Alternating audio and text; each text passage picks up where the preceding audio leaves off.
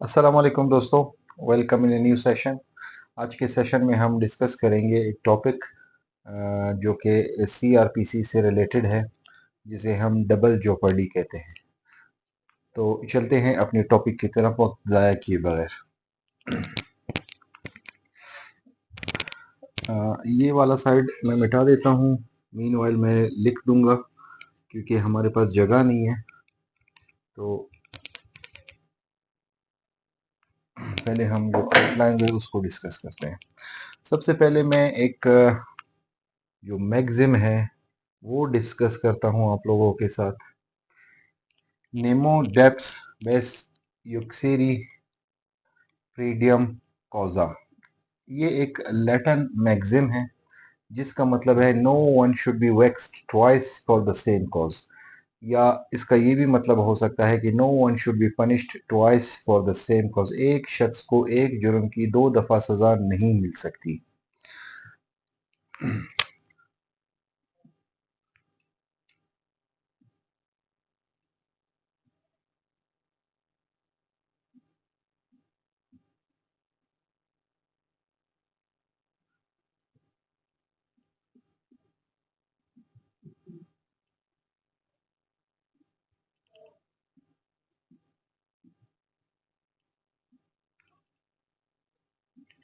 No one should be punished twice for the same offence.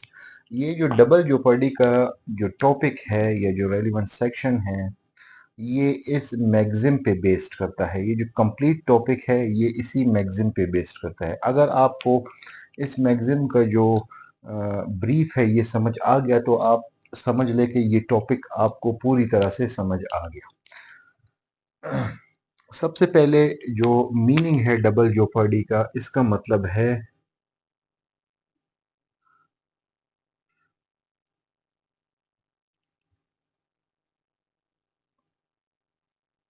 Double jeopardy मतलब double punishment, punish twice, double punishment.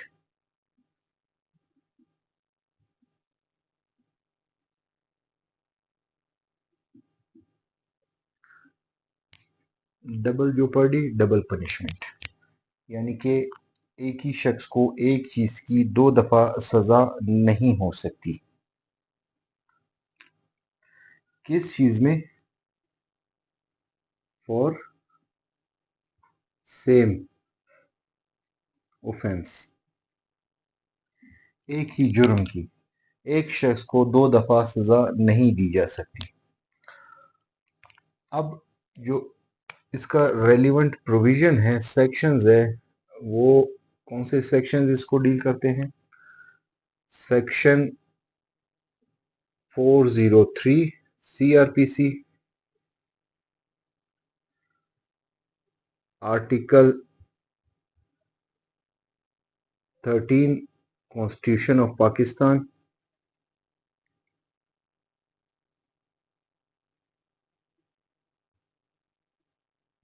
1973, section 26 general clauses act,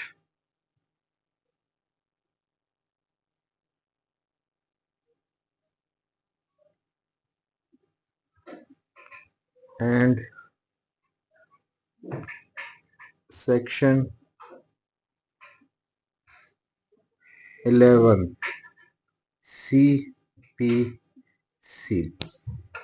अब यहाँ पे आप लोग सोच रहे होंगे कि मैंने एक सेक्शन का जिक्र किया है, सेक्शन 11 सीपीसी, और हम डिस्कस कर रहे हैं क्रिमिनल लॉ को, सीआरपीसी को। तो सीपीसी का क्या काम है इसके साथ, इस टॉपिक के साथ?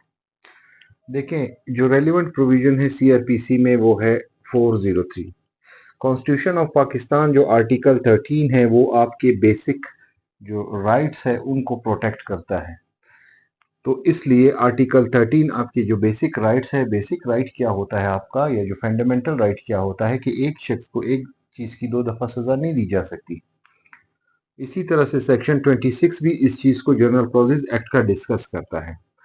अब अगर हम सिविल केस की तरफ जाते हैं तो सिविल केस में भी इसका कॉन्सेप्ट होता है, सिविल लॉ में भी इसका कॉन्सेप्ट है, जिसे हम कहते हैं सेक्शन 11 में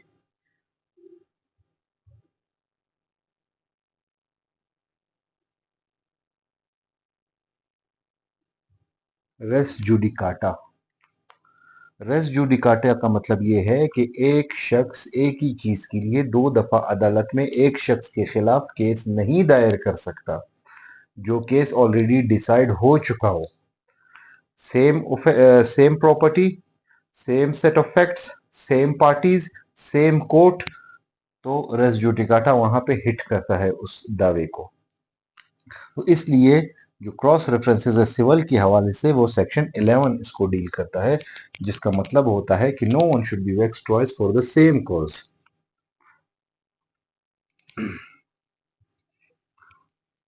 अब नेक्स्ट, इसका रूल, किस रूल पे ये बेस्ड करता है?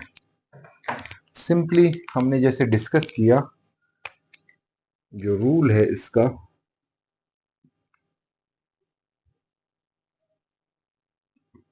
रूल ऑफ डबल जोपर्डी, इसका जो बेसिक रूल है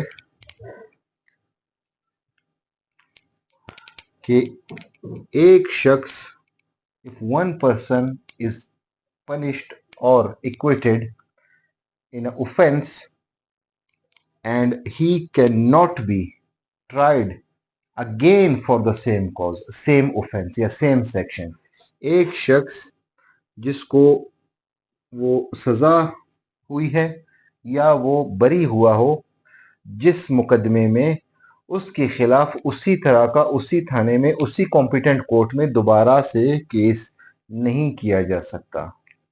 तो ये इसका जो रूल है, और याद रखिए ये जो रूल है ये कॉम्पिटेंट कोर्ट, ऐसा ना हो कि जिस कोर्ट में उसको ट्राई किया गया हो, ये फर्दर हम आगे डिस्कस करेंगे इसी टॉपिक में, तो आप ये समझेंगे कि एक दफ़ा तो उसको सज़ा नहीं हुई है कॉम्पिटेंट कोर्ट से, तो लेकिन वो बाद में पता चलता है कॉम्पिटेंट कोर्ट ही नहीं है। अब इसके जो एसेंशियल इंग्रेडिएंट्स है, इसमें कौन कौन से एसेंशियल इंग्रेडिएंट्स है? सबसे पहला जो एसेंशियल इंग्रेडिएंट है वो है प्रीवियसली इंस्टीट्यूटेड। प्रीवियसली इंस्टीट्यूटेड क्या?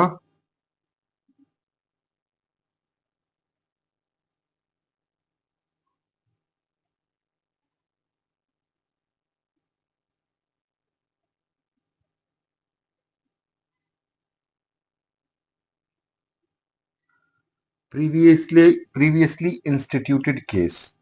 अब जो मुकदमा है वो ऑलरेडी प्रीवियसली इंस्टीट्यूटेड या वो कमेंस हो चुका होता है, या वो जो केस है वो चल रहा होता है, और उसके खिलाफ दूसरा केस इनिशिएट किया जो सेम अदालत में आएगा और सेम ही जो सेक्शंस होंगे वो उसके अगेंस्ट लेवल हो चुके होंगे। तो ये चीज जो प्रीवियसली इंस्टीट्यूटेड केस है ये इसको रोकता है, डबल जोपर्डी का जो सेक्शन है वो यहाँ पे इसको हिट करता है। तो इस रूल के तहत अगर कोई प्रीवियसली इंस्टीट्यूटेड केस है तो नया केस इसके खिलाफ बार हो जाता है। तो सेमनेस ऑफ ऑफेंसेस, ये मोस्ट इंपॉर्टेंट इसका जो इंग्रेडिएंट है ये है sameness of offences.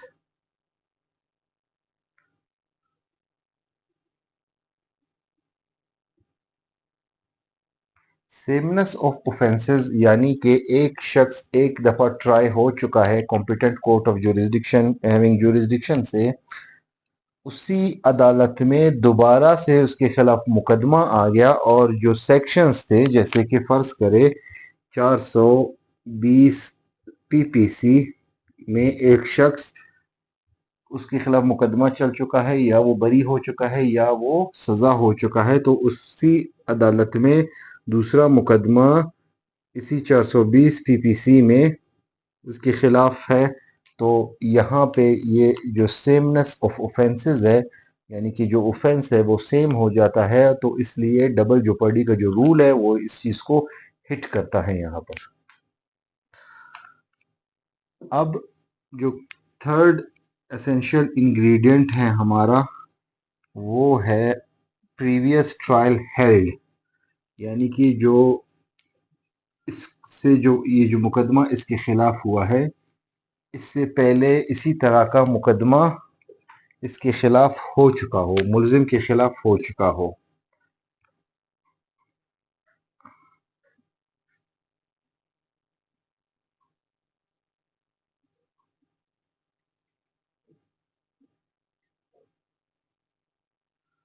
Previously trial held, यानी कि जो मुकदमा है, इसी तरह का मुकदमा ऑलरेडी अदालत में हो चुका हो, गुजर चुका हो और वो किसी नतीजे पे पहुंच चुका हो, तो जो रूल ऑफ डबल जोपर्डी है वो यहाँ पे इसको हिट करता है, तो दूसरा जो मुकदमा होगा वो बार हो जाएगा इस रूल, इस एसेंशियल इंग्रेडिएंट के तहत। अब जो इस चीज को याद रखिए, प्रीवियसली ट्रायल हेल्ड जो है ना, वो कॉम्पिटेंट कोर्ट से हुआ हो,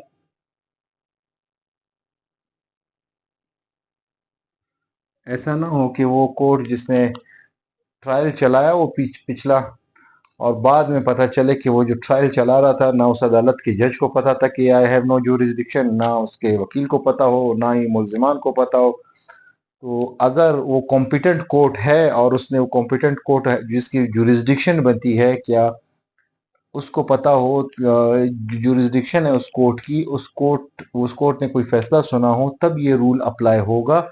इवन अदरवाइज अप्लाई नहीं होगा कि अगर वो बाद में पता चले जिस अदालत में वो मुकदमा चला है उसके पास तो ज्यूरिसडिक्शन ही नहीं थी।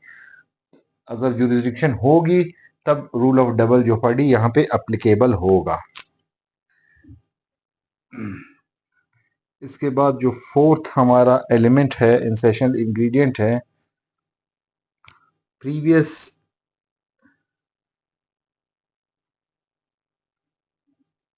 ट्रायल एंड्स टू कन्विक्शन और इक्विटल। जो प्रीवियस मुकदमा है वो एक इख्तिताम पर पहुंच चुका हो, यानी वो उसका वो एंड हो चुका हो, आया वो कन्विक्ट हुआ हो मुल्जिम उसमें या इक्विट हुआ हो उसमें, तब रूल ऑफ डबल जोपर्डी इसमें एप्लीकेबल है। यहाँ पे एक चीज मैं बताता चलूँ, मेरा अपना एक जाती केस था हमारा, जो बलूचिस्तान हाई कोर्ट में मीनवाइल हमने चैलेंज किया था और एफआईआर क्वॉश कराई थी। इसी रूल की बुनियाद पर एक मुल्जिम था जिसके खिलाफ एक मुकदमा दर्ज हुआ था सेम थाने में, और कॉम्पिटेंट कोर्ट ने उसको ट्राई किया था, सेशन कोर्ट से वो बरी हो चुका था। तब जो कंप्लेनेंट पार्टी है उसने सेम एफआईआर सेम बंदे के खिलाफ सेम सेक्शंस में दोबारा से लॉन्च कर दी। तब हमने इसी रूल की बुनियाद पर बलूचिस्तान हाई कोर्ट में उसको चैलेंज किया और वो एफआईआर क्वाश हो गया। इस जो ये इंग्रेडिएंट है हमारा फोर्थ नंबर पे, previously trials end to the conviction और इक्विटल, और जो हमारा मुकदमा था वो एंड तक पहुंच चुका था और वो जो मुल्जिम था वो इक्विट हो चुका था उसमें।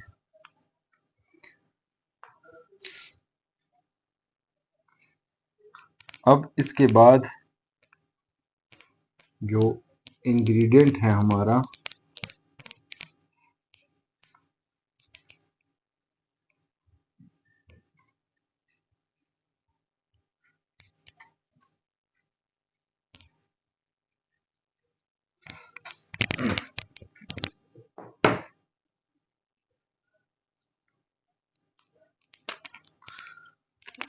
जो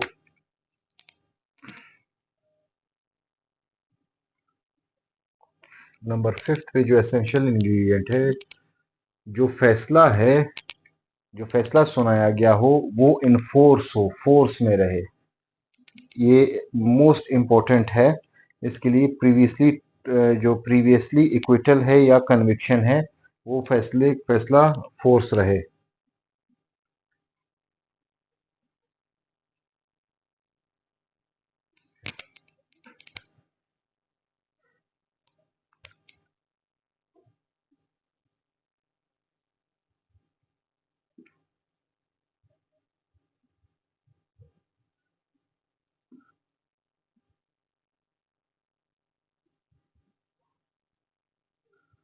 प्रीवियसली कन्विक्शन और acquittal must be in force, यानी कि जो अदालत ने एक फैसला सुनाया होता है वो हेल्ड रहे, वो मौजूद रहे, और इसके बाद भी अगर कोई ऐसा आपके खिलाफ मुकदमा होता है इसी same section same set of facts पर, तो रूल ऑफ डबल जोपर्डी यहाँ पे उसको इस जो एसेंशियल इंग्रेडिएंट है इसको अट्रैक्ट करता है और उसके खिलाफ दूसरा मुकदमा यानी दूसरी दफ़ा उसको पनिशमेंट नहीं हो सकती। अगर वो एक्विट हो चुका है तो दोबारा वो ट्रायल नहीं चलेगी उसके हद तक। अब एक मोस्ट इम्पॉर्टेंट है, अगर कोई शख्स है और उसने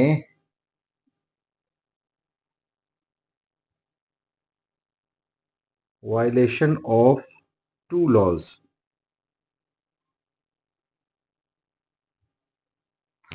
अगर एक शख्स है, एक मुल्जिम है, उसने दो कानून की वायलेशन की हो, तब क्या वो उसके खिलाफ जो ट्रायल है, सेकंड ट्रायल है, वो कॉम्पिटेंट है या नहीं है।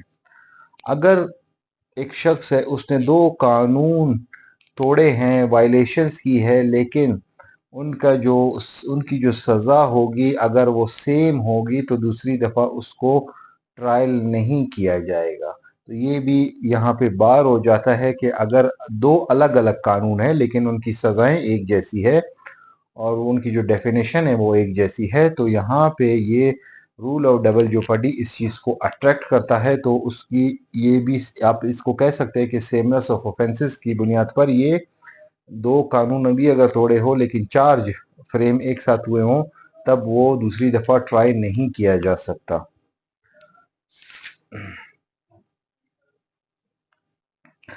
अब आ जाते हैं, ये तो वो रूल्स थे कि जहाँ पे जो सेकंड ट्रायल है वो बार हो जाता है मुल्जिम के खिलाफ। कानून उसको रोकता है कि मुल्जिम को दो दफ़ा एक ही चीज़ के लिए सज़ा नहीं दी जा सकती।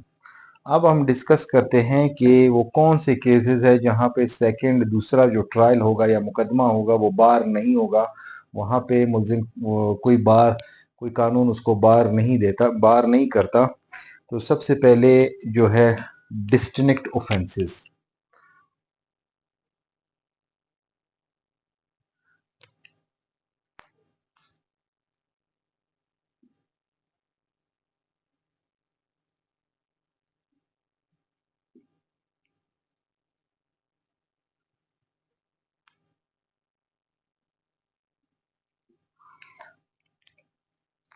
Cases where second trial is not board.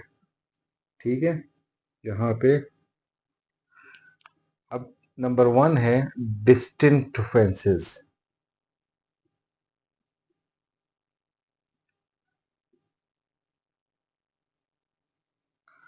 अब एक मुल्जिम है, उसने एक जुर्म किया होता है, ठीक है, लेकिन वो उसी कानून का यानी कि पाकिस्तान पीनल कोड में उसने एक जुर्म किया होता है, लेकिन अब जब वो दूसरी दफ़ा पकड़ा जाता है, अब इस चीज़ पे वो दूसरा ट्रायल वो बार नहीं होगा क्योंकि ऑलरेडी पीपीसी में इसके खिलाफ एक मुकदमा था, वो हो चुका है। अभी दूसरी दफ़ा ये पकड़ा गया तो लिहाजा रूल ऑफ डबल जेओपार्डी यहाँ पे एप्लीकेबल है। हरगिज़ नहीं, यहाँ पे एप्लीकेबल नहीं होगा क्योंकि जो जुर्म होगा वो प्रीवियसली जो जुर्म किया होगा उसने वो उससे मुख्तलिफ होगा, डिस्टिंक्ट होगा, यानी कि दोनों मुकदमात में जो जराइम है वो अलग अलग होंगे। तो यहाँ पे जो सेकंड ट्रायल है वो बार नहीं होगा।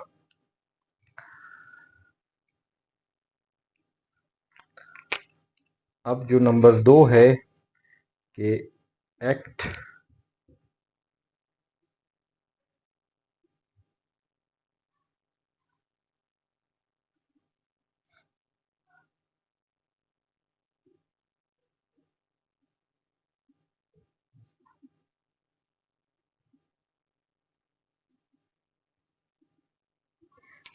अब जो दूसरा रूल है कि जहाँ पे केस जो ट्रायल है वो बार नहीं होता, वो है act happened after previous conviction.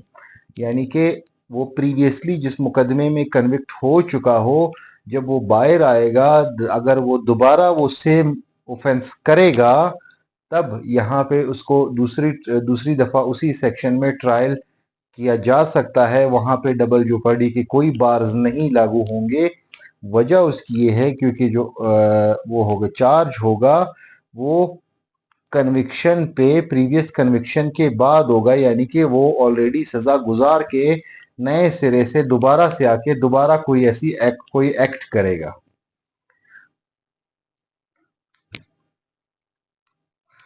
अब लास्ट जो बहुत ही अहम है,